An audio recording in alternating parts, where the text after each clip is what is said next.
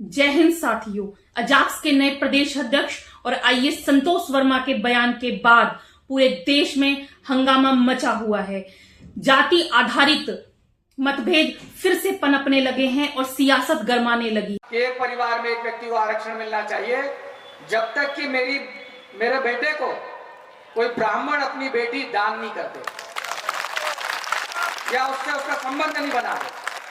केवल आर्थिक आधार की अगर बात है तो संतोष वर्मा जी का यह बयान कि जब तक कोई ब्राह्मण मेरे बेटे को अपनी बेटी दान ना कर दे या संबंध स्थापित ना कर ले तब तक आरक्षण रहना चाहिए, यह निंदनीय, आपत्तिजनक और कठोर अमानवीय कृत्य है और कठोर अमानवीय बयान है जो हमारी देश की फिजाओं में जहर घोलने का प्रयास करती है, जो हमारे देश को तोड़ने का प्रयास करती है, जो हमारे देश को जातियों में बांटने का प्रयास करती है।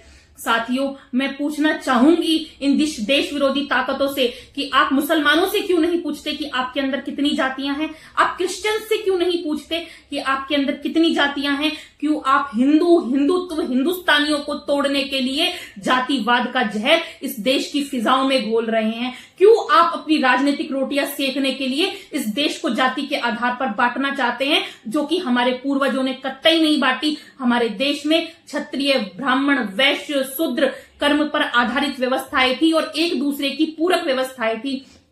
साथियों, हमारे देश में संत रविदास जी का सम्मान किया जाता है, चोखा मेला का, सेन नाई का सम्मान किया जाता है, कबीर दास जी का सम्मान किया जाता है।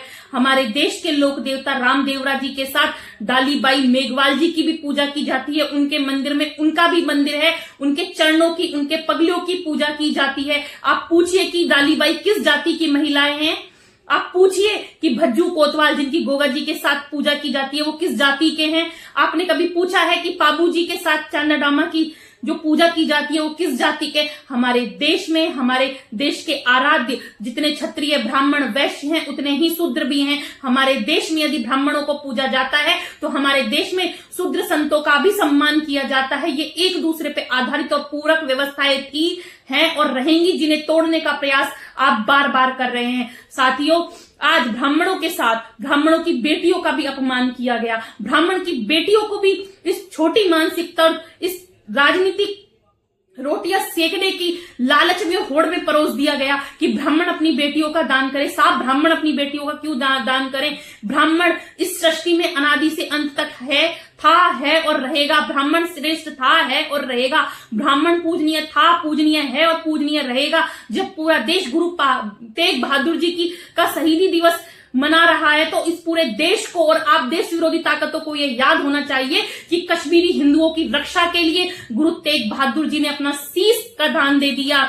वो हमारे देश में हम बलिदान की परंपरा में सदा सदा के लिए अमर हो गए। उनके साथ उनके 3 मित्रों ने भी बलिदान दे दिया। भाई सतीदास, मतीदास और दयाला जी ने भी अपना बलिदान दे दिया। लाखों ने नहीं, करोड़ों ने अपनी गर्दनें कटवा ली इस देश के हिंदुत्व और हिंदुस्तान की रक्षा के लिए। और आप यह पूछ रहे हैं कि इस देश को जातियों में बांटने का प्रयास कर रहे हैं। साथियों, आप पूछ रहे हैं ब्राह्मण कौन है? ब्राह्मण वह है जो था, है और रहेगा। चंद्रशेखर आजाद ब्राह्मण थे, सुखदेव ब्राह्मण थे, बाल गंगाधर तिलक ब्राह्मण थे, झांसी की रानी लक्ष्मीबाई ब्राह्मण थी, जिन्होंने अंग्रेजों की नींव हिला दी और सशस्त्र क्रांति की अंग्रेजों के विरुद्ध। आजाद हिंद फौज की महिला कर्नल लक्ष्मी सहगल जो कि प्रथम महिला थी, वो भी ब्राह्मण थी।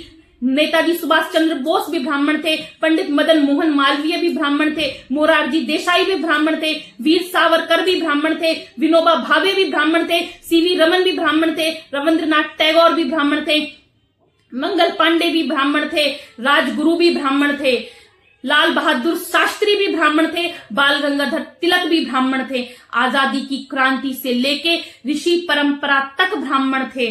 साथियों, मैं यही कहना चाहूंगी कि इस देश में ब्राह्मणों का अपमान करना, ब्राह्मणों को नीचा दिखाना बंद करना चाहिए। और वो भी देश के पढ़े लिखे लोग, बुद्धिजीवी लोग, देश में आईएएस की सेवा देने वाले लोग ब्राह्मणों का अपमान कर रहे हैं, ब्राह्मणों की बेटियों को नीचा दिखाने का प्रयास कर रहे हैं।